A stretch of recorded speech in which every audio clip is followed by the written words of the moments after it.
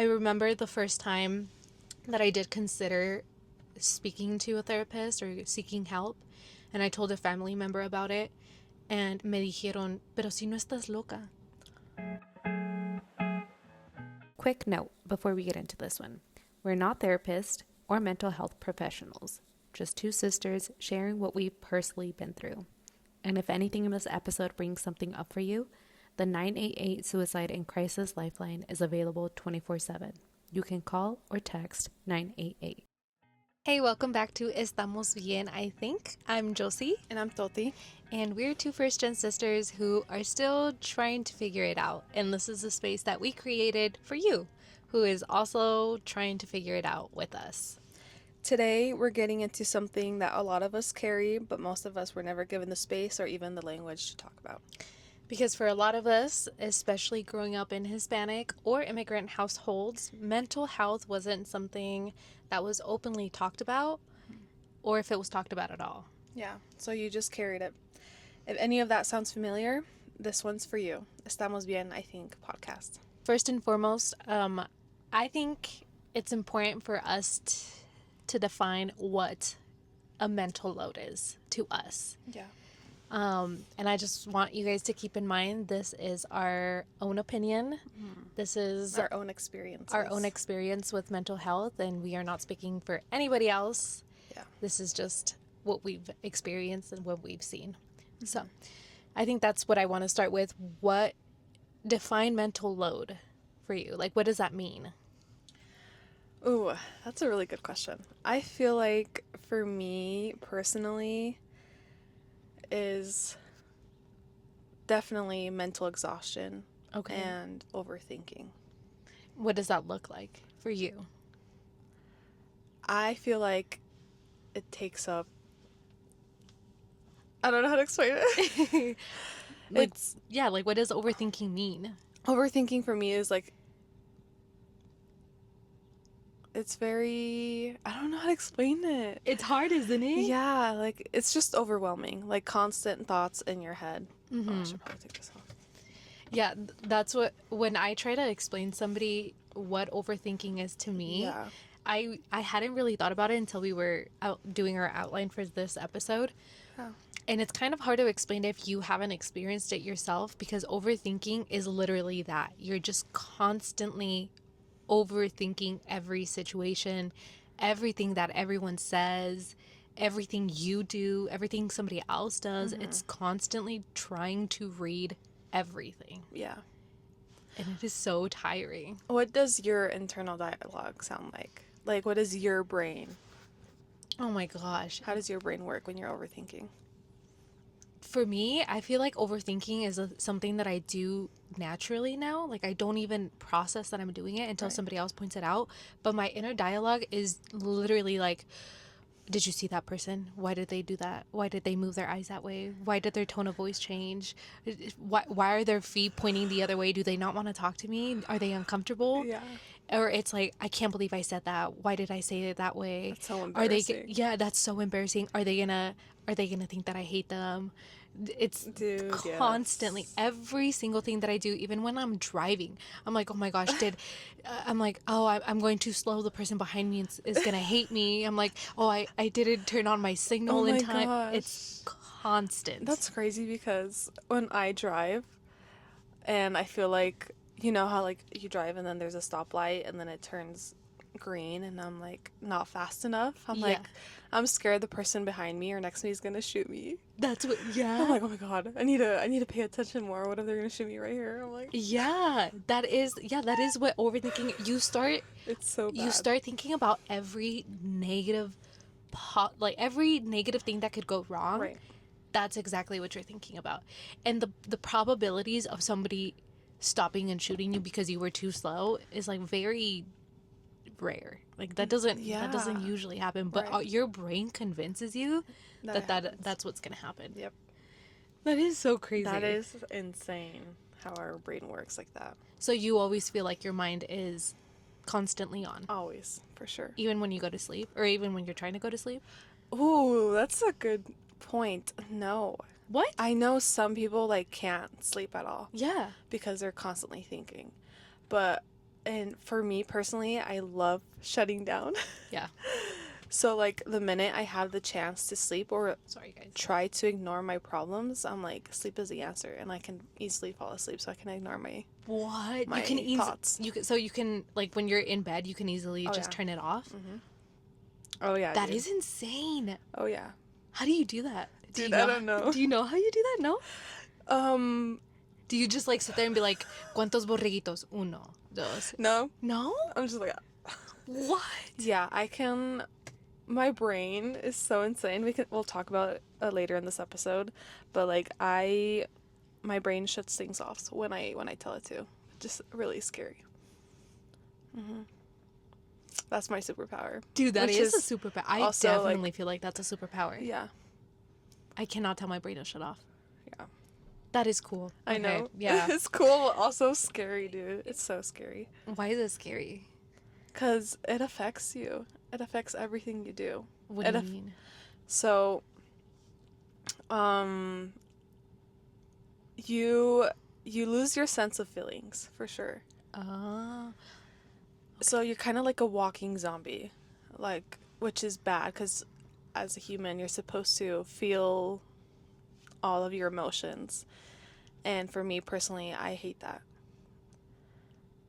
It sounds so deep. Dang. No, okay, yeah, that I get why it's scary now. It can be scary. Like, yeah, it's good because your body's protecting yourself, but at the same time, I'm damaging my body because I'm never accepting what I'm feeling. Like, you're not fully processing what you should be processing. Correct. Yep. Whoa. Mm-hmm. That is crazy. Yeah.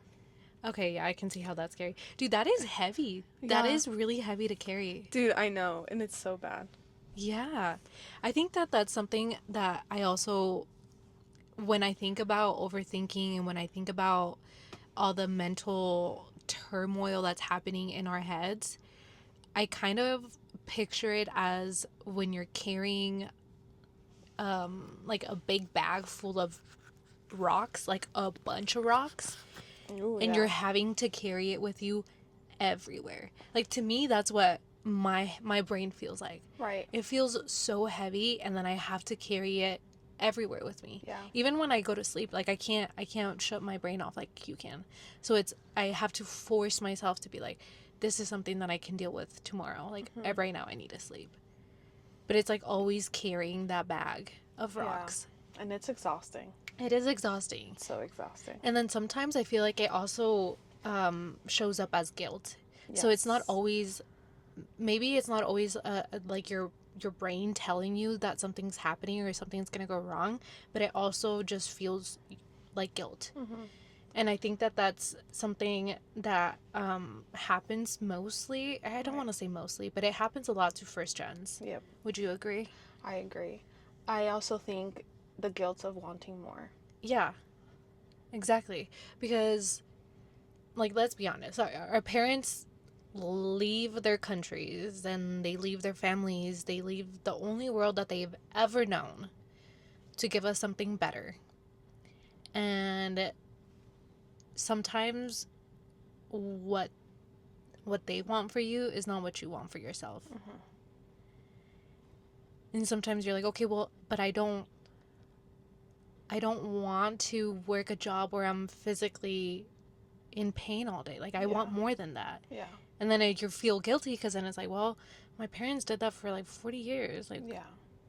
Who do I think I am to not want to work my body to death? Mm-hmm. You know what I mean? Yeah, that's a really good point. Yeah. Yeah. What's another thing that you feel guilty for? Doing things differently, kind of like you're saying. Different in the aspect of maybe jobs, different in the aspects of buying materials. Like materially, you mean? Yes. Like, what do you mean? I don't know about your guys' experience, but in our experience, I feel like most of our family, since they didn't have as many things when they were at their home country, here they tend to buy like everything as much as they possibly can. Because it's like, because they never had those things, and they finally have those things, so they want more and more and more. And I don't know. For me personally, like I get that perspective, but at the same time, I want to do things differently and try and save money instead of buying unnecessary things. But that's the difference between them like being scared of losing it and never having it again, whereas for us, it's like, I don't know, it comes and goes. Yeah, that is true. Yeah. That is a good point. Yeah, because that is something that I feel like I also do differently is, and I think we can talk about this in a different episode more in depth, but the guilt of what I view as success is different than what they view as success. And sometimes I'm like, okay, well, this is, I want what they had in their home country.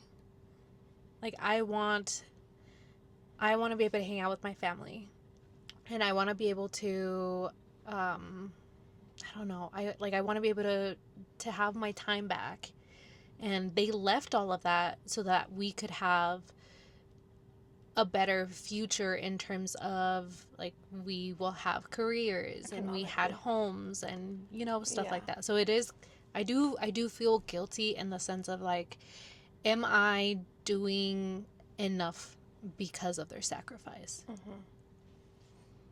Yeah, I agree. Personally, feel guilty the most when I'm working. What do you mean? So our family are workaholics, and I feel like that example for me made me feel like, oh, I want to provide for my family as well. And I have that guilt of, if I don't provide for my family, like by working, then I feel guilty, like I'm not doing my job. Oh. So when I'm not working, I feel like I'm not doing a good job. Yeah. You know? And I have that standard of, man, I'm letting my family down because I'm not living up to the standard that my family has lived up to. Dang. So I think that's why I like working. That's why. Well, I don't think I like working. I think it's just you're constantly guilty of not working. Yeah. Yeah. Dang. Yeah. That is true. Yeah, because now that I think about it, and I think I've said this before, but when I rest, I feel so guilty. Yeah. I'm like, why am I not doing more? And I've had people tell me, like, dude, like, you work 3 jobs, like, it's fine, like, you can take a day off. And I'm like, no, I can't. Like, taking a day off, it feels so wrong. Yeah. I'm like, what do you mean I need to take a day off? My dad's out there working for freaking 50 hours. Like, I can't. 100 hours. Yeah, 100. So, I'm like, Yeah. I can't. I cannot take a day off. And we were having this conversation a few weeks ago, I don't know if you remember, about, like, when you get home and, like, not being able to rest. Yes. For me, personally, my first few months of marriage, like, I was constantly cleaning the house because I felt obligated to do it. I felt guilty not doing it, and my husband was like, dude, like, the house is clean, what are you cleaning? So you're over at a corner and you're like, I'm like, oh my gosh, there's a mark right here. Yeah. And not until he said something, I was like, oh my gosh, you're right, why am I feeling guilty for resting? Yeah. And I think that's important to note out too, because I feel like our husbands are similar in that way. Our partners are very laid back. They're so chill. And you and I are very like go, go, go, go. Yeah. And so they're not the ones pushing us to be like, you have to be doing something, or like, why isn't this done, or why isn't that clean? That's us. Like, we do that to ourselves. Yeah. To where, like, if I don't wash the dishes, or if I don't do the laundry, or if I whatever, I'm beating myself up for it. I'm like, I am terrible. I'm like, I'm a terrible wife. I'm a terrible daughter. I'm like, why am I not doing this? Like, how dare I'm lazy. Yeah, I'm lazy. I'm like, how dare I sit down? Yeah. How dare I? Yeah. Yeah. That sounds so sad. It does, but I feel like it's a very common thing in a lot of immigrant households. At least from the people that I've talked to. Yeah. We're all kind of like that. We're all very like, we're all workaholics, and we all tend to not rest. Yeah. And I don't know if that's because we were all kind of raised as son las 7 de la mañana que estás haciendo dormido. Oh, yeah. You know what I mean? Yeah.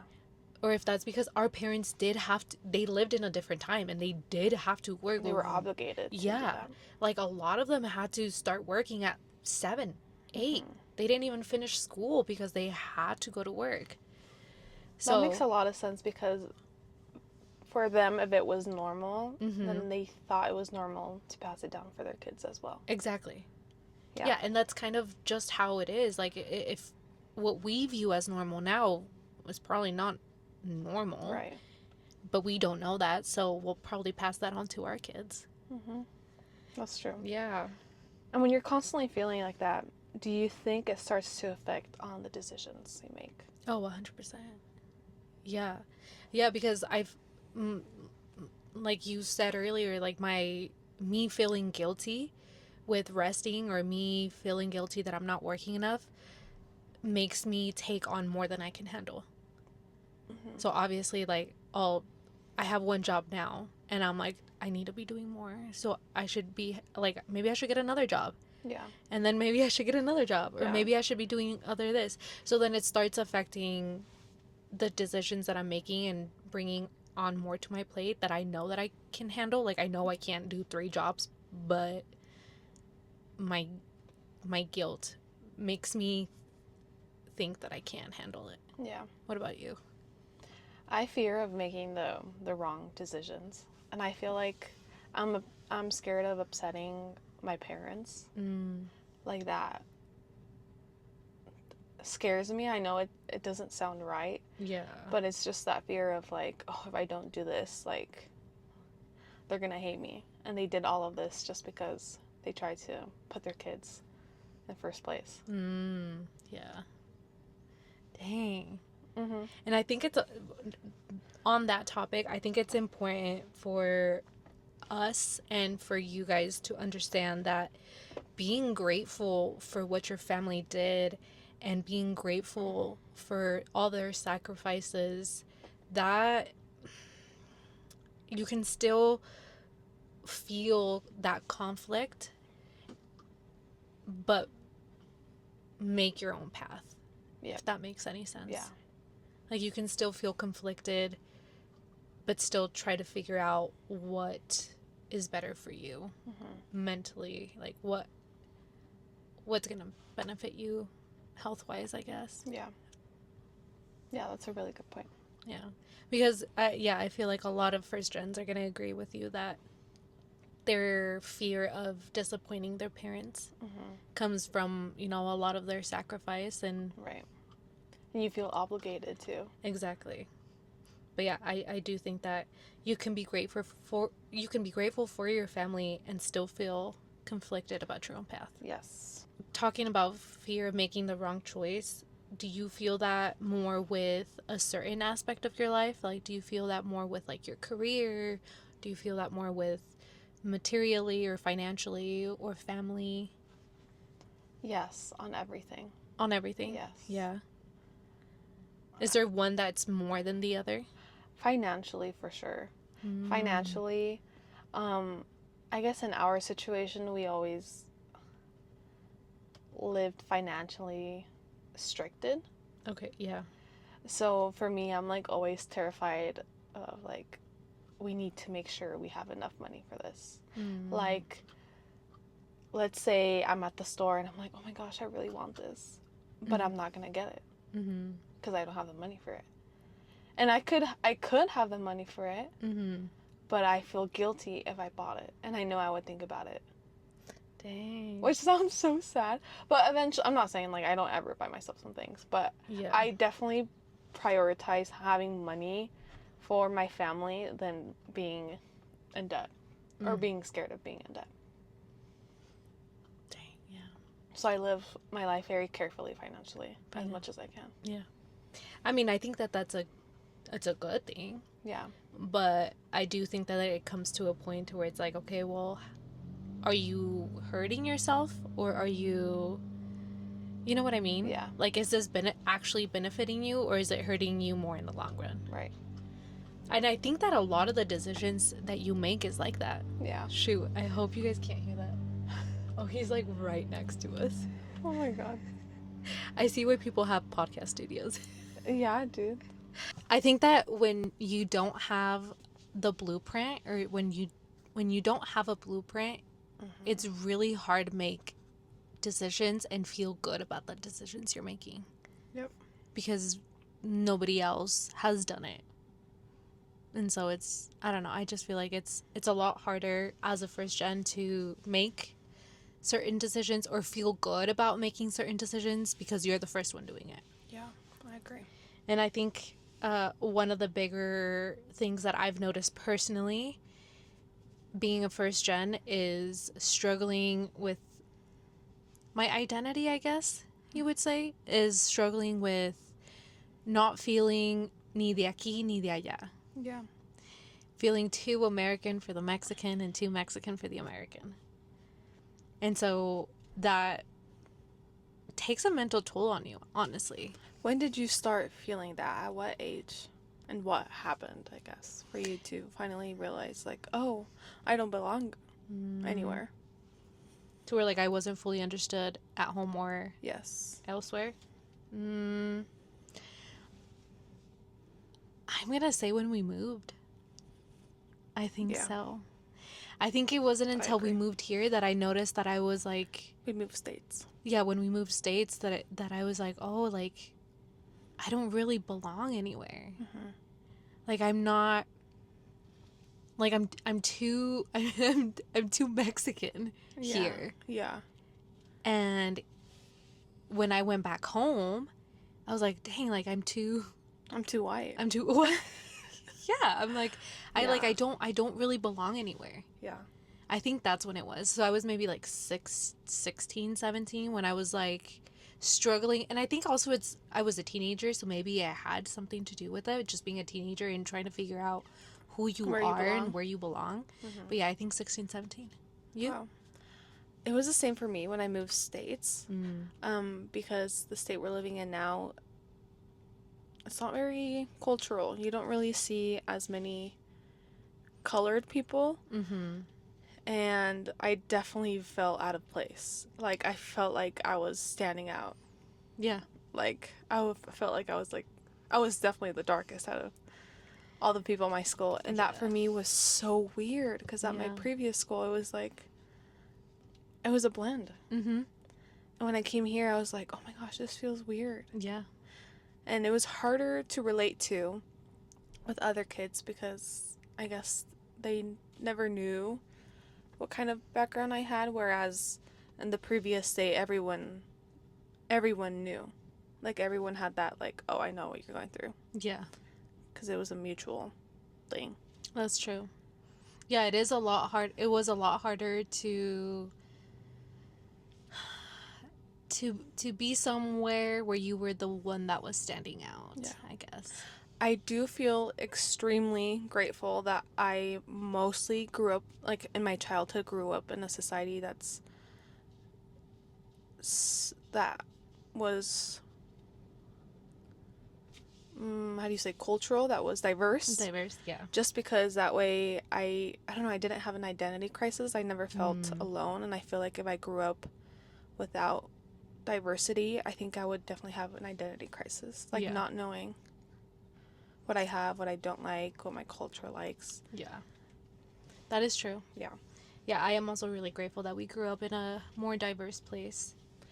Have you ever felt misunderstood by your family, by your identity struggles?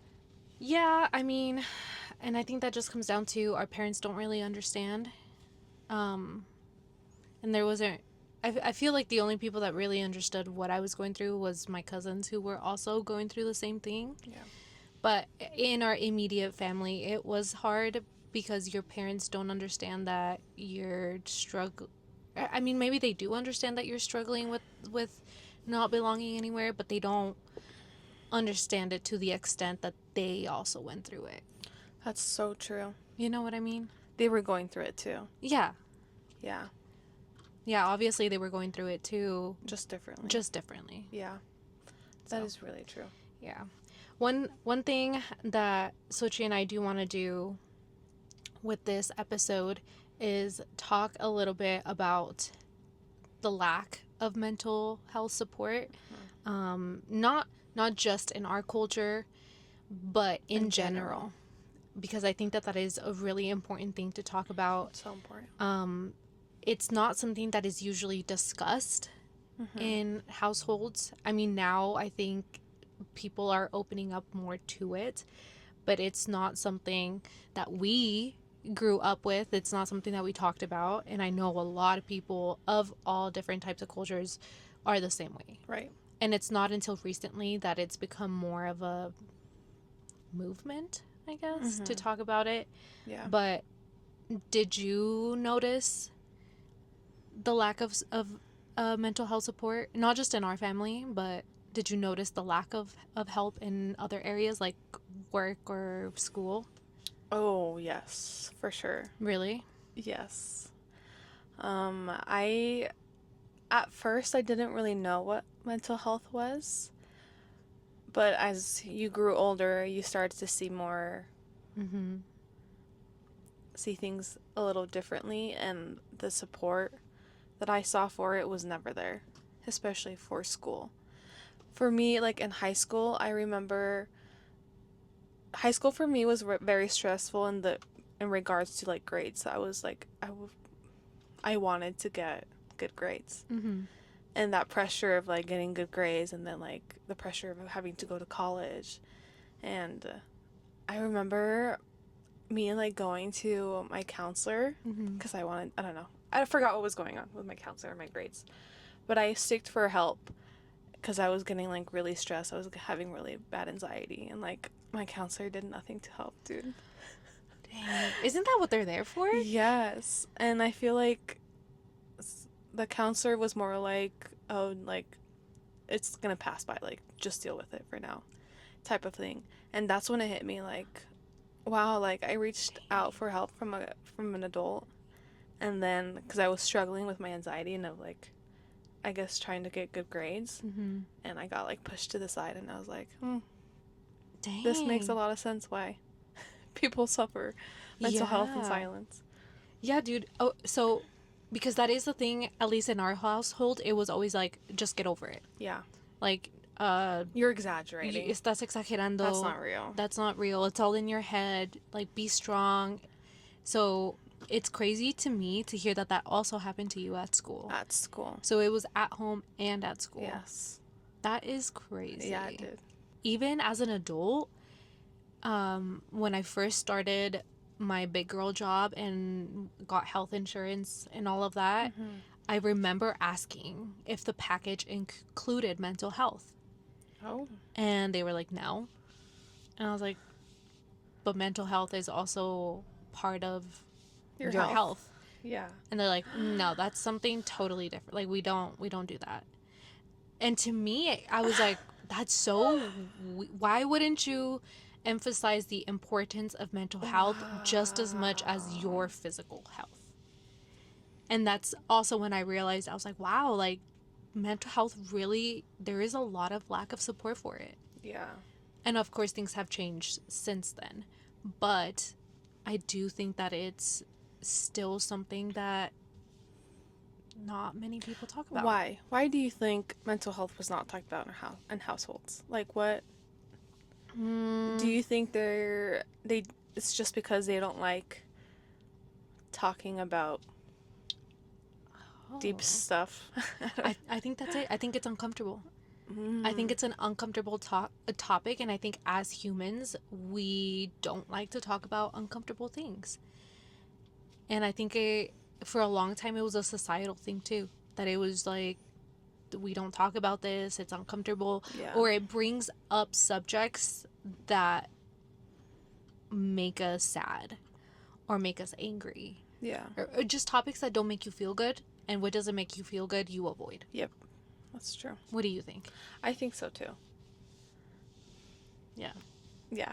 I don't know how. Yeah, no. How do you think our emotions were handled in our household in regards to mental health? Ooh. In our household, at least from what I remember, you tell me if this is different for you, but from what I remember, it was very much like, it's all in your head, and be strong, and that happened in the past, so leave that in the past. Yeah. or yeah, like we don't even talk about that. Yeah. There was a lot of things that it was like, well, why is this person feeling this way? And be like, no sé. Déjalos. And I'm like, that doesn't answer any of my questions. But they don't look okay. Yeah, but they don't look okay. ¿Qué importa? Why are they doing that? And they're like, no sé. Like, turn the other eye. Or están locos. Están locos. Yeah. And I'm like, okay, but are they? Or what's like the deeper? To me, as a kid, I was always like, okay, but why? My parents hated that about me. I'm like, okay, but why? And I never really got answers when it came to mental health. It was like, nope. No sabemos. And I'm like, okay. So I think from what I remember, that's how we handle our emotions. And then when I felt that way, I was always like, okay, it's just in my head, or like this isn't really, like it's in my head. Like tengo que pensar en otra cosa. Yeah. What about you? I definitely think so too. It was definitely like ignored. And so for the longest time, I was just like, okay, like just ignore it. Yeah.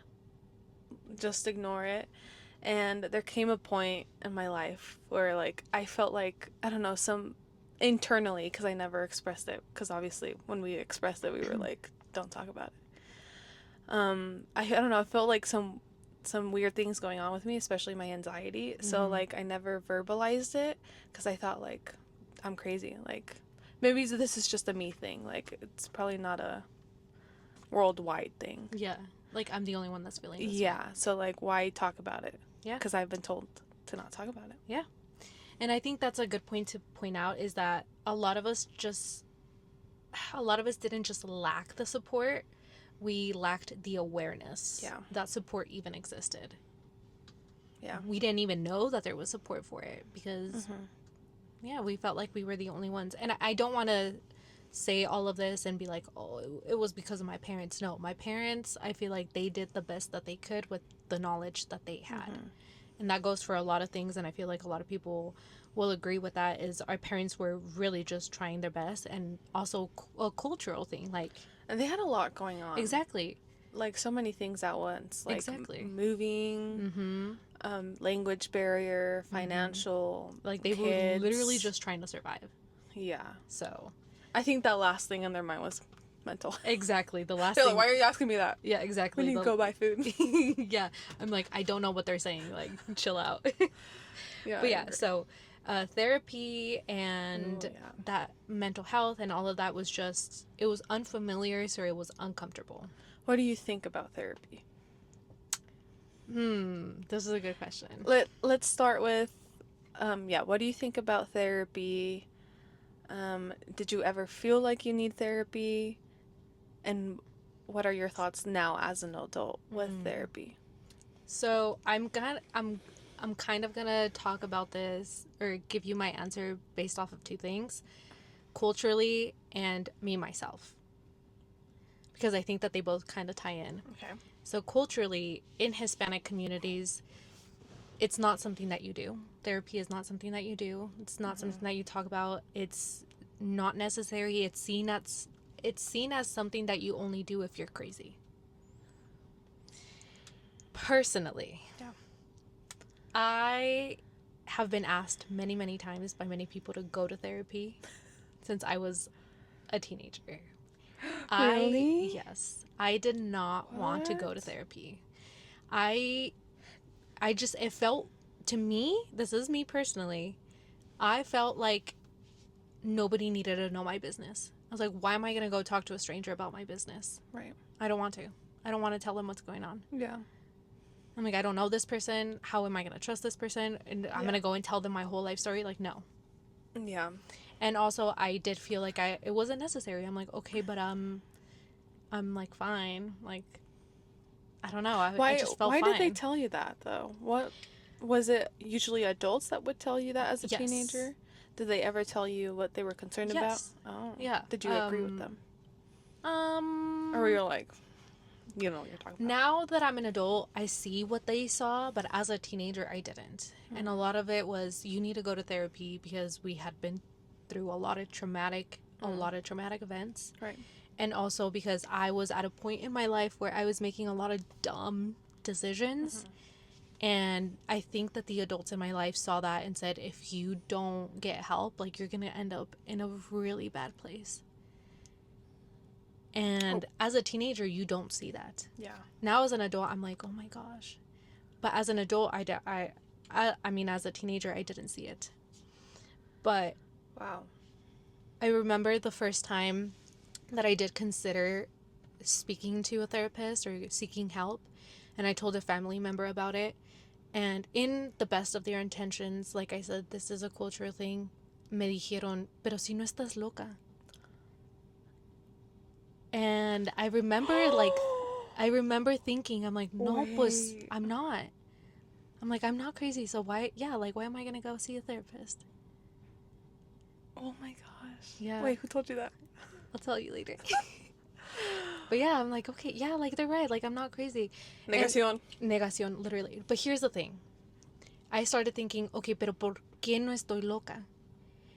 And it was because... Why are you not crazy? Why am I not crazy? I was like, yeah, they're right. Like, why am I not crazy? Because after everything, I should be crazy. I don't think my parents or my coaches know this, but I was in a lot of sports, and I was in a lot of after-school activities. I was in a lot of clubs. And I don't think the adults in my life know how much that saved me. Sports and clubs were... Yeah. everything to me. And was I good at it? No. But being in sports especially saved me from a lot of things. There was a lot of times where I was like, I had to say no to going out and doing the things because I was like, I have practice. Or I can't do that because my coach is going to kick me out of the team. I need to get my grades up. I need to get my grades up. I need to study, yeah. Yeah, exactly. So to me, as a teenager, therapy wasn't really an option that I wanted because I had sports and I had clubs. Because sports, I think sports is perfect. Yeah. Because it keeps you healthy. Mm-hmm. It keeps you distracted. It helps you learn how to work as a team. Mm-hmm. It keeps you mentally well. Yeah. And also, you're less judged for it. Yeah. So they I was like, praise okay, you for it. I'm like, if I go to therapy, people are going to judge me. Yeah. My family's going to judge me. My friends are going to judge me. If I do sports, I'm going to be praised for it. What about you? Yeah. Guys, sorry for the little interruption there. Our equipment died. So, rookie mistake. We learned from it, though. So, we're just going to continue the rest of this episode here. I'm all wearing the same sweater. Oh, you are? Yeah. Oh. All right. So the last thing that I asked my sister was, how did you view therapy then? Mm-hmm. And has it changed? Yeah. So back then, I saw it the way my family saw it, as in, like, it's not necessary. Like, why do it if there's nothing wrong with you? Mm-hmm. But my mentality has changed, and it changed once I started getting into a serious relationship with my husband. Okay. And one of the main reasons why I went is because I never realized that in order to have a relationship, you need to have communication, you need to have respect, and you need to have love. And all of those things I was lacking of. Oh. Like, I did not know that I forcefully had to talk about uncomfortable things. And I am really bad at communication. Mm-hmm. So I really struggled with communicating. So you were self-aware in the sense that you knew that you were wrong and that you didn't... Okay, let me rephrase that. So you were self-aware enough to know that there was things you weren't good at, like communication. Yes. And you were self-aware enough to know that needed to change. Yes. Okay. And I thought it was so crazy that in a relationship you had to communicate. Like, you had to talk. You forcefully had to talk in order to move on. Mm-hmm. Or in order to agree to disagree. And I hated that. I hated confrontation. Mm-hmm.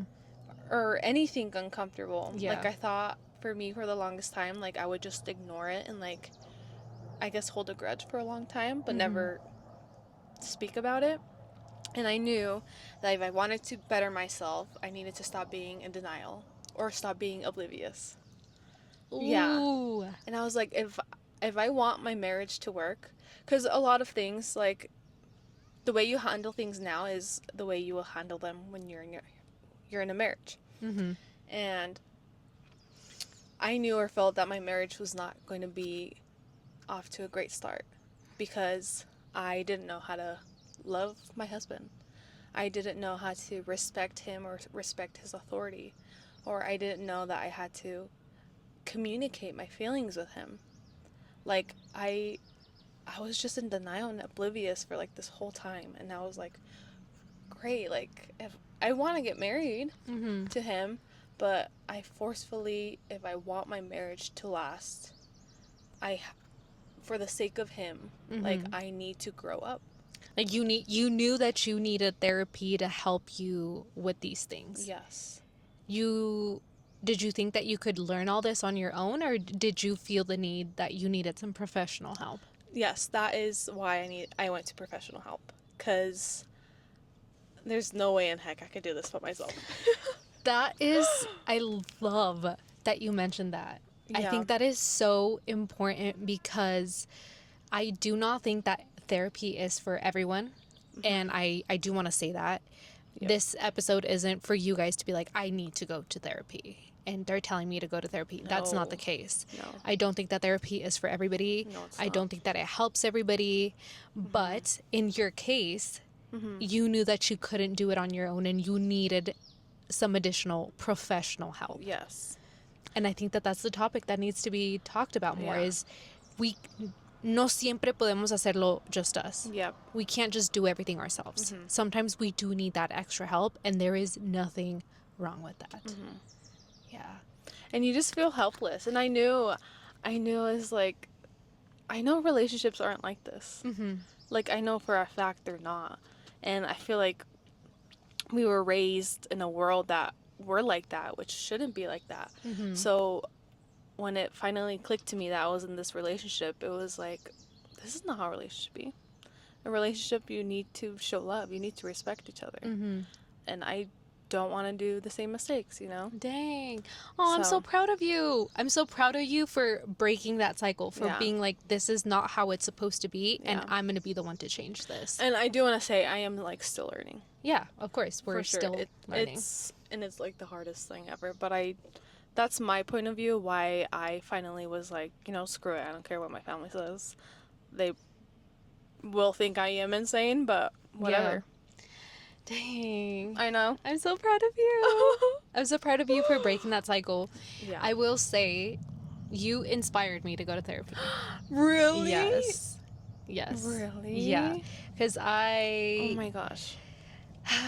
The thing with therapy to me is like, you guys know, I have trust issues, major trust issues. So it was a really uncomfortable thought for a really long time to go somebody and tell them my business. Right. I was like, why am I going to go tell a stranger my business? Like, I don't want to do that. And just hearing your experience with it and other family members with it and just how much they've learned and, you know, how it helped them made me realize that maybe I needed to put aside what everybody else thought and even what I thought about therapy and just give it a try. Because at the end of the day, like, maybe it doesn't work for me. I don't know. There's only one way to find out, and that's doing it. So I'm giving myself a year going to therapy and trying it out. And if by the end of the year I'm like, this isn't working or I'm not better for it, then I'll stop. But yeah. And sometimes you have to go to a variety of therapists. Like, sometimes they're just not the right fit for you, or the way that's true. ask you questions are uncomfortable, and I feel like people feel obligated that once you're there, you have to stay there. Yes. You don't. You literally can explore as much as you can. Thank you for saying that, because when I very, very first started therapy, it was virtual. It was during the pandemic, I think. And me and the therapist just did not click. We just, like, I was like, you don't really understand. Like, I don't know. Me and her just didn't click. Yeah. And this time I was like very specific with what I wanted. I was like, I want somebody that speaks both languages because I express myself in both languages. I want somebody who is either first gen or who is an immigrant themselves. I wanted it to be a woman. Like, I had a list of things that I wanted this person to meet because that's how I would feel the most comfortable with. Wow. So if that helps anybody, if you're thinking about starting therapy, but you're like me and you have trust issues, make a list of the things that you would want this therapist to have, and maybe that'll help. Yeah. So that's just my personal experience with it so far. But yeah, I do think that there is a lack of not only access but awareness to it. Yep.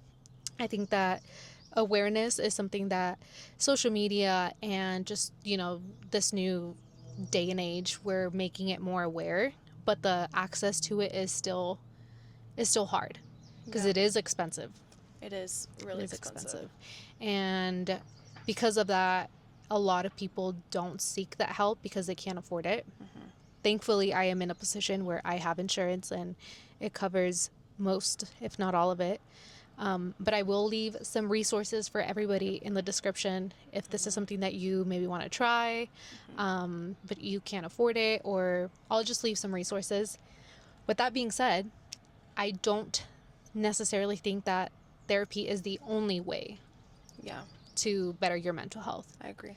What are some of the other ways that you have been trying to take care of your mental health? I really love baking. Okay. Baking is so fun for me. It's so relaxing.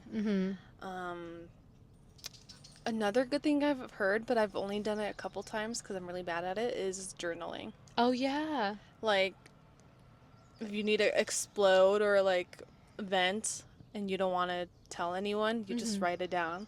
Yeah. And I wish I could do that more, but I get so tired. Like, I'd be so mad and then write down and be like, I'm too tired. You're like, I'm over it. I'm lazy, yeah. But I'm not mad anymore. I wonder if that's what journaling is. You like write it out and then you're like, I don't care anymore. Oh my gosh. Like, I wonder if that's how it's work. I haven't really tried journaling. My way is working out.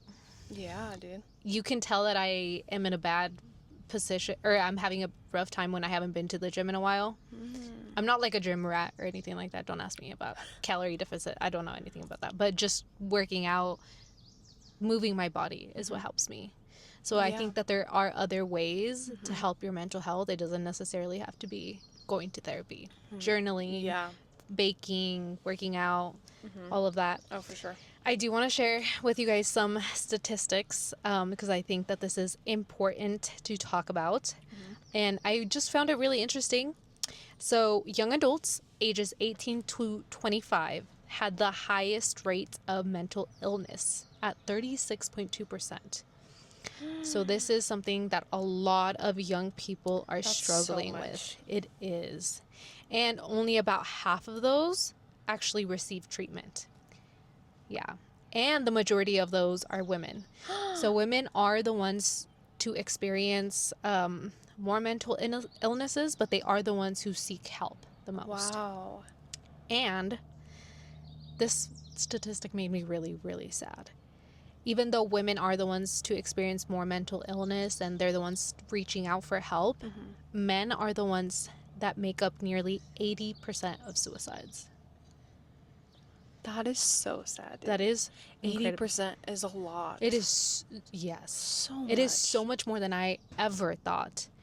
And unfortunately, a lot of those,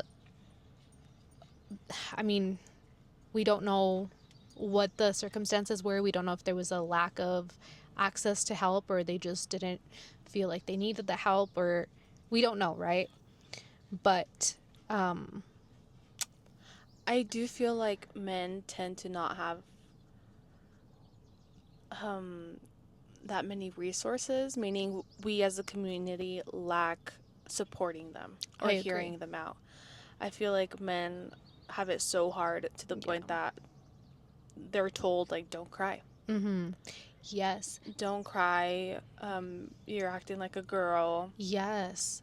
And that is huge in Hispanic cultures, that the machismo culture is so big. And a statistic with men, specifically in the Hispanic community, let's see, only 39.6% of Hispanic adults received care compared to the 56.1% of white adults. Oh, wow. And I think a lot of it is because of machismo culture. Yeah. I will be honest. Yeah, I think that it's because they're taught to not cry, don't show emotions, push through it. You're the masculine of the masculinity of the house. You're the authority of the house. You're the authority of the house. So, yeah. You know, this is an uncomfortable conversation. Yeah. But it is one that I think is important to have because at the end of the day, you're not alone. And sometimes it feels like you're alone, and sometimes it feels like you're the only one that's experiencing all these thoughts, but you're not. Yeah. You're not crazy, and don't let other people... You're not the only one. You're not the only one. Don't let other people's opinions make you feel any different. And even to that point, like, your friends saying comments like that does not make it okay. Yeah. Your parents making that comment is not okay, and to the point where you definitely should not believe them. Yes. Like, yes, they might be a loved, trusted adult, but if it makes you feel bad, yeah, that is true. If people's comments are making you feel bad, is it actually good advice? Yes. Yeah. Yep. I agree. I also want to share with you guys what you guys said. So we asked you guys on Instagram for your opinions because we do care. We want to listen to them. And a lot of what you guys tell us is private. We will never share it with anybody. But it's what helps us start these conversations, right? So I asked you guys on Instagram, was mental health talked about in your family? And only 20% of you said yes. That's so low. That is so low. And the others? 40% said nope, taboo topic. And 40% said somewhat. So maybe if mental health wasn't talked about in your family, if it still isn't talked about, it starts with you. Oh, for sure. And I will tell you, people will not be okay with it, or people won't listen, or whatever the case is. But in order for us to break these cycles, we have to be the ones to change it. And mental health is something that we really need to work on. Yeah. As individuals. Yeah. Because if your head is in a good space, that will reflect on your physical health. Ooh, let me touch on that really quick. Yeah. So one of the reasons that I decided to go back into therapy was because I started, now that I'm in therapy and we've talked about this, I'm starting to realize that my physical health is being affected so much more by my mental health than I ever thought. So I have rheumatoid arthritis, and I've had really bad flare-ups recently. And going to therapy has made me realize that things that I thought didn't really affect me are affecting me so much more than I ever thought they did. And it's being reflected physically. I've heard that a lot. Really? I've heard that a lot with, I think when you get to your 20s or 30s, your body starts, there's like an autoimmune system going on. Yes. And it has to do a lot with your mental health. Where it was in your childhood, where it was in your teenagers, it will come back to you later on, which is so crazy how your body randomly starts, I don't know, acting crazy. Yeah, it is super weird. That is not something that I was prepared for. I'm sure a lot of you guys are also experiencing the same thing, that all of a sudden it's connected. And everything all the trauma that you went through and all the things that happened are starting to come up as you're an adult, and your body is responding to that. And people might think like, oh, it's in my genes, or like it can be. Yes. But it can flare up really at a really young age, or really drastically. Yes. Which is not normal, which is why it's related to mental health. which again is why it's so important to take care of your mental health. That's crazy. I've heard about that. Yeah, if your mental health is being taken care of, your physical body is also being taken care of. So, okay. Before we let you guys go, we just wanted to say that if you made it to the end of this episode, thank you so much. And that probably means that some of this resonated with you. And we don't take that lightly because we know this stuff isn't always easy to talk about. So thank you for being here. We do have a question for you guys, and we do want to know the answer to this. Growing up, was mental health something that you guys talked about in your household? Or was it something that you just had to carry on your own? Drop it in our comments or DM us. Our DMs are always open and we're open to reading them. And a lot of the time, what you share becomes part of our next conversation. Exactly. And if this episode felt like something a person in your life needed to hear, send it to them, whether that be a sister, a friend, or a cousin who never talks about this stuff. Sometimes all it takes is for somebody to say, hey, this reminded me of you. We'll see you at the next one in Estamos Bien, I think, podcast.